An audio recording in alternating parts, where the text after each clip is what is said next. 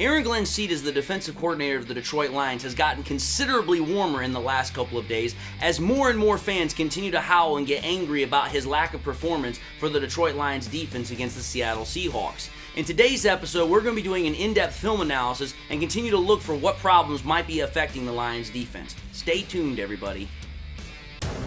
It started with an owner who had a last name fans despised, hiring a coach that the experts thought was crazy, But I got a plan, I swear to you. who traded for a QB that was said to be washed up. They said the Detroit Lions would never amount to anything, that it would always be the same old Lions. But this team, our team, has a new identity, defined and expressed by the crazy head coach, Doesn't matter if you have one ass cheek and three toes, I will beat your ass. led by the QB that nobody thought was good. Motor City Mania is in full swing and ready to start. So join the show and be prepared for kneecap biting, because Motor City Mania starts right now. Hello, everyone, and welcome back to yet another episode of MCM, Motor City Mania. I'm your host, David T. Pike, and we're diving in right now. But before we dive in, I just want to say welcome back, y'all, to the channel. Thank you all for your view. Thank you all for your support. Thank you all for your patronage. I just want to continue to say God bless you all. Thank you all for everything that you do. You guys make this such a wonderful thing for me to do. And with that, let's dive into today's content. So, I'm going to say this right now, folks. Like I said in the intro, Aaron Glenn's seat is getting considerably much warmer in terms of the fact that, I don't know how much longer he's going to be able to stay in Detroit. Even if he has freaking Dan Campbell as a best friend, I don't know how much longer he can pretty much stay in that role if he cannot get this defense to work. Again, Brad Holmes said it, the Lions expect to be a contender this year. They expect to compete. And the point of the matter is the offense has done exactly what we thought it was going to do. It's picked up right where it left off from last year. The defense, however, for all the investments that have been put into it, has simply not shown the investments or had a return on investment or promise that we have come to expect. And so now, not only are Lions fans, but also analysts are starting to wonder if it might be prudent for the Lions to move off of Glenn. Here's the thing. I already made an episode giving my opinion on that whole matter, and I'll put that episode link back up at the top of the page so that way if you want to watch it, you can. But here's what I'm going to say, folks. As much as it is an insufferable idea to keep Aaron Glenn around, I still hope in a small capacity that somehow, some way, that he will eventually figure it out. Because again, I've had conversations with people and I've explained my reasoning as to why I said what I said, and it's like, listen, I just don't think he's ever going to figure it out. We're going into year 3. He simply has not figured it out up until this point. But if for whatever reason he would just have an epiphany, like a lightning bolt would strike his brain and all of a sudden it would just turn everything on, I would be absolutely eternally grateful, because it's like, listen, I don't have anything necessarily personal against Aaron Glenn. I just don't like the way he's doing his job. But if he all of a sudden started doing his job better, I don't care. I just want this team to win, and for us to win, his team, his unit has got to perform. And so far, it simply has not. And that, to me, as I said in that episode, is unacceptable. So, I know this much. In that episode I'm referring to, I did a lot of statistical analysis. I brought a lot of statistical evidence forward as to reasons why I think Aaron Glenn should be fired in regards to the performance of what his defense has been doing, or rather, I should say, not been doing, as reasonable grounds for his termination. But here's what I can say right now. Some people don't like just looking at stats. Some people are like, listen, I got to see the evidence. I've actually got to see film. I've got to see what's going on in the field to actually feel as if a person needs to be fired, needs to be cut, needs to be replaced. Whatever term you'd like to use, it all means the same damn thing. So that's what I'm going to do in today's episode here. But I'm going to tell you this right now. The film does not really bode well for frickin' Aaron Glenn. Again, the stats pretty much back up most of what you're going to see on the film. And the reason why I can say that is this. When I took a look at the film, Aaron Glenn's ability for that defense to stop the running component was very, very good. I will give Aaron Glenn that. I have no problem giving praise when it is equally due. Aaron Glenn's defense has been very good about shutting down the rushing lanes the last couple of weeks. But the problem is it has not done a very good job in stopping quarterbacks from shredding us to pieces, despite the huge investments that we've put into our defensive secondary. Whether it's been with draft picks, whether it's been with free agent signings, it does not seem to matter. And that, to me, and to a lot of other Lions fans, is a problem. Now, I'm going to say this right now. I am still a little bit under the weather, so I'm going to be taking some drinks of water here, so just let that be known. I do apologize for that. But here's what I'm going to say, having put that all out there. We're going to take a look at these film clips because I've got a couple here, and what they're pretty much going to show is this. Aaron Glenn's defensive scheme as far as pass rush and pass defense, it got exposed against the Seattle Seahawks. It got exposed. And the problem is that as it got exposed, the Seahawks were able to figure out that all they had to do was pretty much repeat the exact same things over and over again. And that, in my opinion, is what doomed the Lions. Now, I know some Lions fans are going to continue to say, oh, David, but you keep overlooking the critical turnovers that had a 14-point swing. I don't overlook them. I just don't think that they're as important as what people are trying to say. And here's why I'm going to say this. Are turnovers important? Yes, they are. But let's understand who redeemed themselves and who didn't redeem themselves. Yes, the Lions spotted the Seahawks 14 points with those turnovers. The pick six and the fumble, which led to a touchdown. But here's what I have a problem with. Most people continue to forget the fact that the Lions were down by 10 points in the fourth quarter, and in 2 drives, the Lions went down the field 2 times, scored those 10 points to force overtime. So thus, at that point, the Lions' offense redeemed themselves by getting their defense into a position to where they could fight. They had the kickoff. They had a full field to stop the freaking Seattle Seahawks offense. They didn't. Thus, in my opinion, much like the rest of the game, the Lions' defense, when it absolutely needed to make a play, it absolutely needed to make a stop, it failed. That, in my opinion, means that when you had the moment to succeed, you had the moment to get redemption, you didn't make it work. And at that point, since you didn't even give the Lions' offense a chance to come back out on the field and to actually do something, that's where I hold the most accountability. Yes, I understand the turnovers were big, but that's where I draw the line. Who redeemed themselves, who stepped up to make plays, and who did not. Lions offense did, Lions defense did not. But that's not what this video is about. I'm just explaining my reasoning here. Let's actually get into the film here. So, here's the first play. In this first play, we're going to see the Seattle Seahawks offense in a 2 wide receiver, 2 tight end, one running back set with a gun formation. Geno is in the backfield with both K9, also known as Kenneth Walker, and his tight end, Will Disley. Metcalf is on the left with tight end Parkinson and Lockett on the right.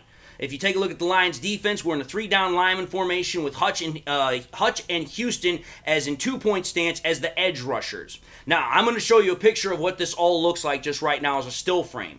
Now, if you can, take a look at that still frame really quickly, and we're going to kind of have a little bit of a pop quiz here just to see how fast y'all can pay attention.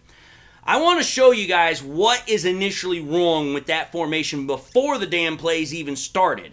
Because there are stuff pre-snap that's already a problem with the schematic of what that defense looks like. I'm going to talk about it, what I'm saying here right now.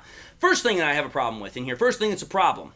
Take a look at who's covering DK Metcalf. That's right, it's Jerry Jacobs. And you take a look at it, Jerry Jacobs is not that big in comparison to DK Metcalf. The fact that you've got Jerry Jacobs on 1v1 coverage against him is just an absolutely outlandishly stupid idea, in my opinion. Jacobs does not have the experience, he doesn't have the size, and he sure as thunder doesn't have the physicality to match up with DK Metcalf 1v1.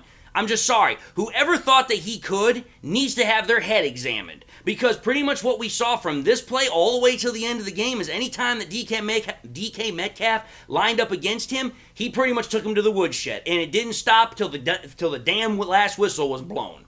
So that's the first problem that's wrong with this play, and we haven't even started it yet. Here's the second thing that's wrong with this play. Notice where Kirby Joseph and C.J. Gardner-Johnson are in respect to their defensive formation. C.J. Gardner-Johnson is in the high safety role all the way at the back of the formation. And where Kirby Joseph is, he's in the slot/joker role.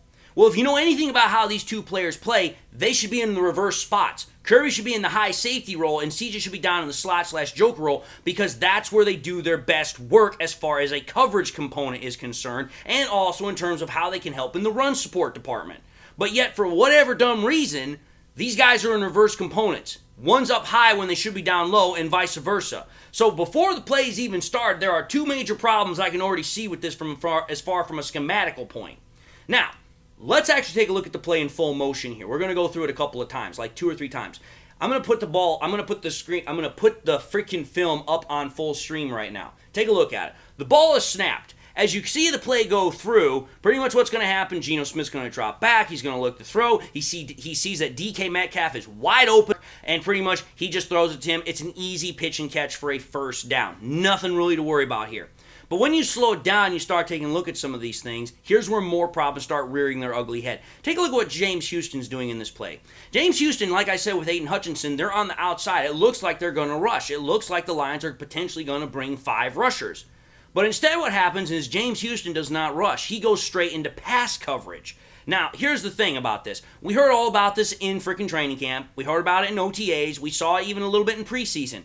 James Houston is still very green, still very raw when it comes to his pass coverage. So for me, it's kind of an oddity why you would have a guy that is so green and raw in terms of his pass coverage trying to cover in a game situation. That to me is not the time to potentially try and experiment. He hasn't yet learned how to do it. Don't have him try and learning how to do it on game day. He needs to get better at it in practice first. But here's where it gets even worse. When James Houston drops back into coverage, notice who else is kind of guarding the same player he's guarding, which is Kenneth Walker. It's Derek Barnes. You've got 2 players that are guarding one individual. Why not have Derek Barnes cover him and have James Houston do what he does best and actually rush the quarterback and get 5 guys on Geno Smith? That to me makes more sense. And as I saw later in the game, it had very damn good effects. And you're going to see what I mean here later in this video. So that was one thing I saw while the play was actually running. That was a problem. But also take a look at what happened to Aiden Hutchinson on the other side of the play. A lot of people have been wondering what's happened to Aiden Hutchinson, why he's not making the plays that he normally does. I will say this, despite the fact Hutchinson has not gotten the sacks, he has gotten the pressures. I think he's in the top 2 or 3 when it comes to pressure rate or as far as overall pressures in the NFL. So I'd be saying this right now. While the sacks aren't there, he is affecting the quarterback. But the problem is that against Geno Smith, we didn't need pressures. We needed to get Smith on his butt. We needed to sack him.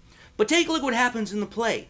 Aiden Hutchinson, as he engages the right tackle, notice what that tight end, Will Dissly, that was in the backfield does. He chip blocks him, which is a totally legal move, but what it does is as soon as he chip blocks Aiden Hutchinson, it gives a slight moment to where it takes Hutchinson off his ability to pass rush, and he has to re-engage himself. He has to reset himself, thus giving Geno Smith a very valuable half second to a second to further scan the field without having the Lions' best pass rusher in the backfield. And this was something that continually happened throughout the entirety of the game, either in the form of chip blocks or in the term of double teams. But again, this was just one of the other problems that I noticed on this play.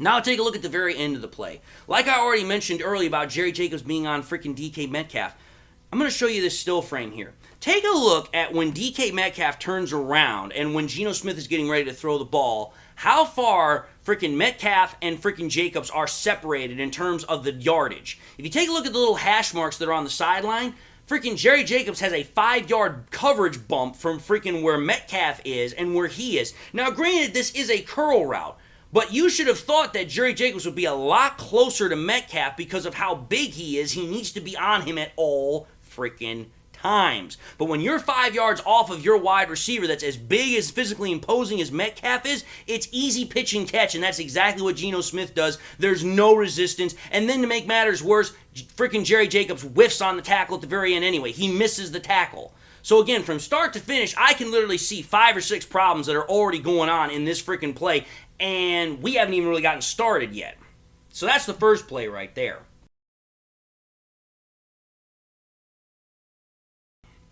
Pardon me, folks.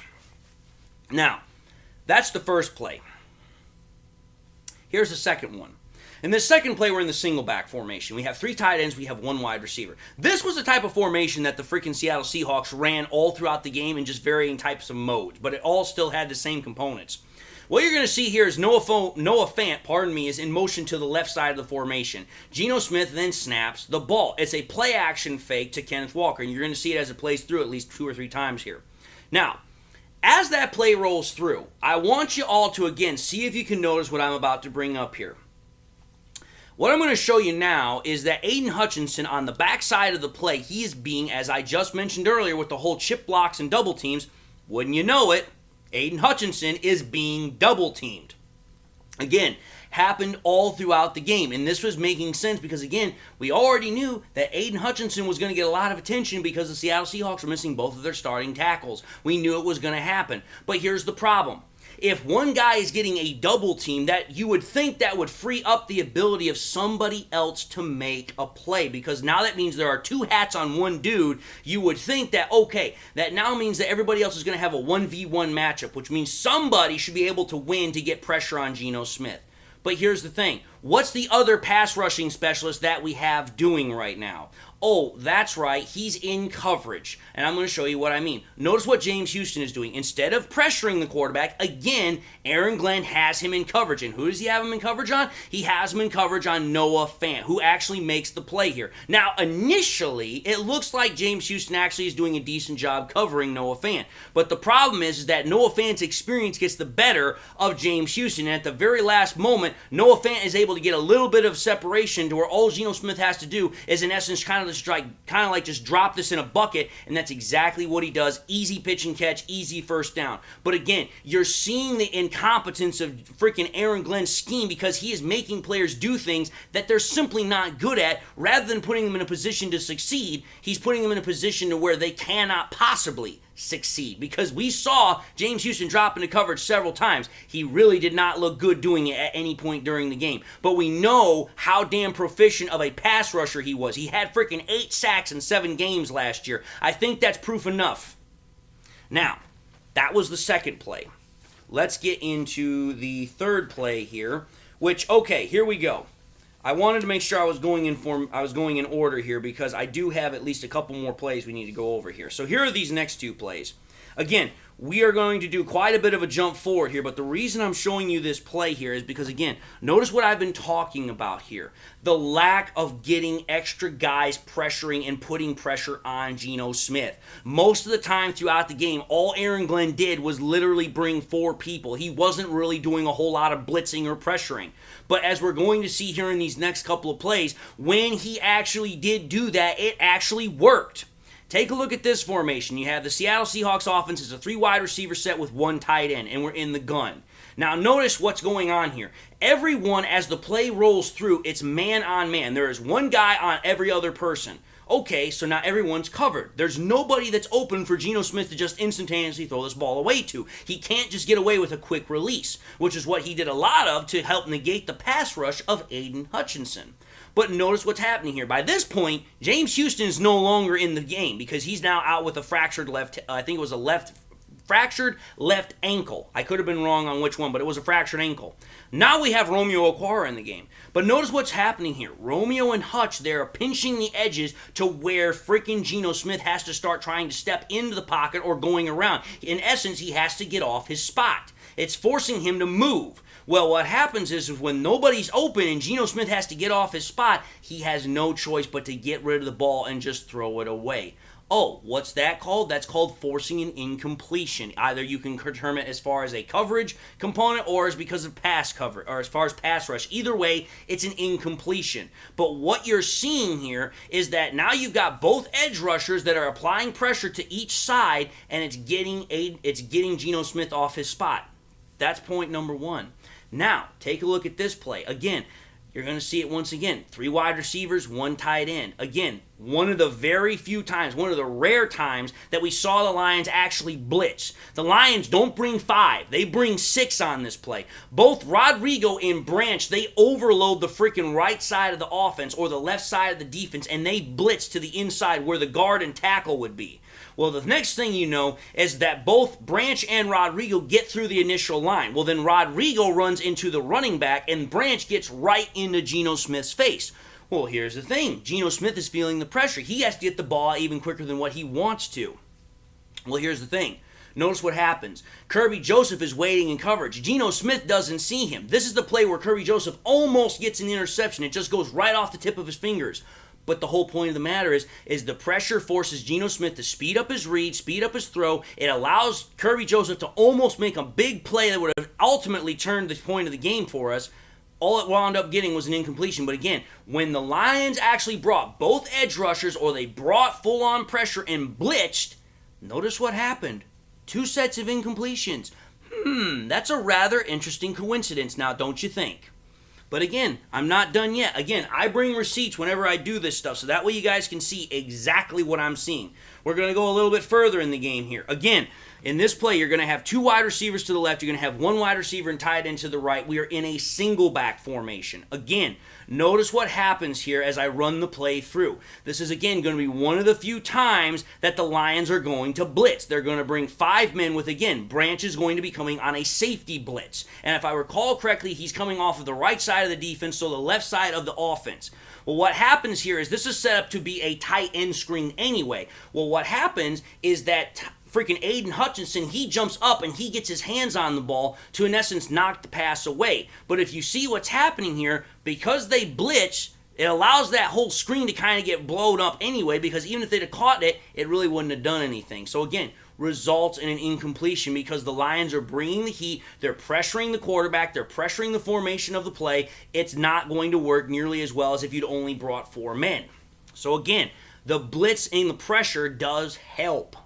Now, we're going to take a look at one final play here really quickly. This play here is in the overtime period. And this is the only incompletion on the entirety of the overtime drive. This I thought was really important. So, notice this play here.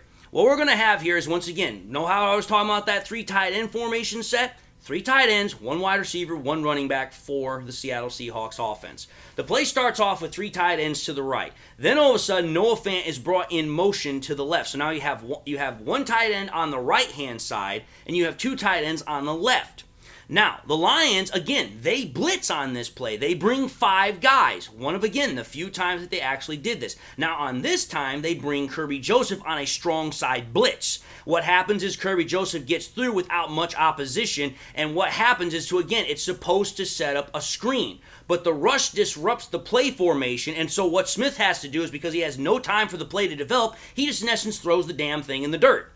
Well, again, notice what I said. This was the only incompletion on the entirety of the overtime drive. That's rather important now, don't you think? Because, here's the other thing I found out as I went through that drive. The Lions did blitz one other time, and when you know it, it was the only other time that during that entire drive that when they passed the ball, it was less than a first down. They only picked up, I think it was like 2 or 3 yards when they blitzed the second time. So again, what am I trying to show with these plays? What am I trying to show with my logic? What am I trying to show with this whole episode? What Aaron Glenn didn't do was he didn't bring any pressure. He instead thought that by dropping more guys into coverage, that somehow that was going to alleviate, that was going to negate the ability of the Lions to have themselves being gashed through the air, because obviously he thought that 4 down linemen was going to be enough. What I don't think he realized is that the freaking Seattle Seahawks, like they did last year, and they did the year before that, is they used all of their tight ends to just beautiful perfection. Whether it was dropping them in the backfield, whether it was freaking using them out wide, whether it was using them in stacked formations, it didn't seem to matter. The tight ends in the Seattle Seahawks game, they played a masterful role in slowing down the freaking Lions pass rush and also being quick outlets for freaking Geno Smith to get the ball out. And I don't think Aaron Glenn anticipated that, or if he did, he didn't properly plan for it. Again, when the Lions actually brought heat, it disrupted the Seattle Seahawks offense ability to make plays. When they didn't bring the heat, you saw the results on Sunday. Pretty much they gashed us all over the damn field, up and down, almost without any resistance. Again, consider the fact that over the totality of the game, the Lions only ever truly stopped the Seattle Seahawks 3 times. That was really what it came down to. What I mean by that is 3 punts. Now, obviously, the Seattle Seahawks did have to kick some field goals. But again, that was not getting the ball back for our team. That was hoping and praying that their kicker missed, which again, their kicker did miss twice, which again, had that kicker made those 2 other field goals, we would be talking about a much different stat line here in terms of the overall game components. But that's my whole point. Aaron Glenn did not adjust his scheme from the first half to the second half until it was way too damn late. This is what I'm talking about. Aaron Glenn is a very stubborn, very prideful individual to where he will not change things unless he feels he has no choice or it's at a point of do or die. You have to do something. This was something that he should have been doing at the freaking halftime period or sooner when we're talking about all these guys that are getting injured, such as Kirby Joseph, such as C.J. Gardner-Johnson, such as James Houston. All those guys are massive components to how you get this defense to work, and he waited until virtually almost the very end of the game to really start bringing any sort of pressure, because all those times I'm showing pressure and blitz, we're talking third quarter all the way to the very end of the game at the overtime drive. That's a problem. That's way too freaking late to start making adjustments. You have to make adjustments drive by drive, not waiting until the damn near end of the game to start implementing them. That's my whole point with today's episode. That's why the title is exactly what it is. The Seattle Seahawks saw that freaking Aaron Glenn was not making adjustments, and they took advantage of it. They exposed his defensive game scheme because he ran the same scheme for virtually the entire point of the game, and by the end of it, it was too late. They couldn't do anything to stop it because they'd already figured it out. But anyway, folks, I just figured I'd put this information out there. You do with it what you will. You might call it, whatever. You might not think it's worth anything. You might think it's worth something. I don't know. But I think it's crucial information. I think it's definitely something to chew and think over. So with that having been said, I just want to say thank you all for watching yet another episode of MCM, Motor City Mania. If you liked what you saw, by all means, I highly encourage y'all to watch the next episode that I got coming out. I also encourage y'all please to do one of these three things. Like, comment, and subscribe to the channel. If by chance you subscribed in the past and you forgot to do so at the time, or you just subscribed and you not had a chance to do so, I highly, highly encourage y'all please make sure you turn that bell notification icon on at the bottom so that way you never miss any more content that I push out. Again, want to encourage that we keep getting that subscriber count up. Let's keep getting this channel back to where it used to be. And by doing so, let's continue to share this content with the Lions, friends, and family members that are in the community, and also with those that are in your own personal communities. Share here on YouTube, share it on Twitter, share it on Facebook. Let's keep growing the channel. Let's keep having good intellectual discussion about our Lions. And with that being said, folks, this is MCM signing off for now. And until the next time that we meet, I just want to say God bless. Thank you all for thank you all for what you do. Thank you all for your view, your support, and your patronage. And until the next time we meet, I'll see you all in the next episode.